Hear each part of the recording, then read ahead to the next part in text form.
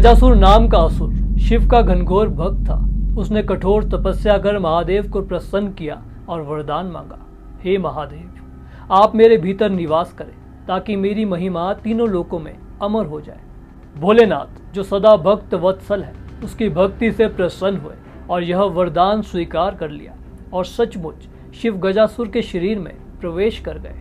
लेकिन गजासुर वरदान पाकर अत्याचारी हो गया। देवताओं के लिए यह बड़ी चिंता का विषय था, क्योंकि जब स्वयं शिव ही उसके भीतर वास कर रहे हो तो कोई भी उसे मार नहीं सकता था। अब प्रश्न यह था कि शिव को गजासुर के शरीर से कैसे मुक्त कराया जाए।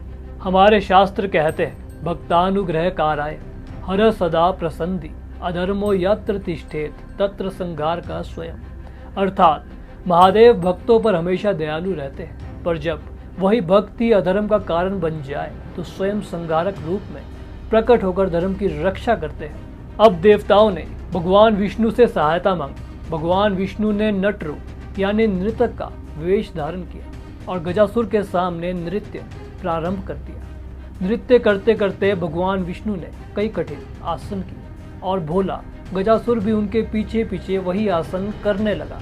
वामन पुराण में वर्णित है, नृत्येन भूयामास नटवेश धरोहरि गजासुरः समायातः प्राण त्यागे स्थितो ध्रुवम्। अर्थात भगवान विष्णु ने नट रूप धारण कर अपने नृत्य से गजासुर को मोहित किया और अंततः उसे ऐसी मुद्रा में पहुंचा दिया जहां उसका प्राण बल स्वतः निकल गया।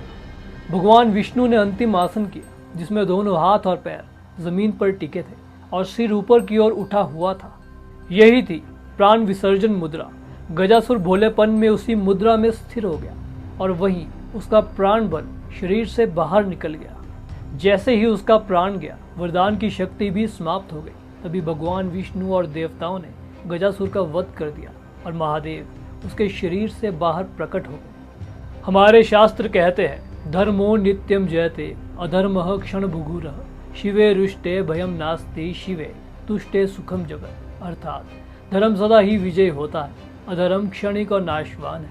यदि शिव क्रोधित भी हो तो भक्त को भय नहीं, और जब शिव प्रसन्न हो तो संपूर्ण जगत सुखी हो जाता है। शिव सदा भक्त वत्सल्य है और असुर तक की भक्ति स्वीकार कर लेते हैं। लेकिन जब वही वरदान अधर्म का कारण बन जाए तो भगवान विष्णु और शिव दोनों मिलकर संसार की रक्षा करते हैं।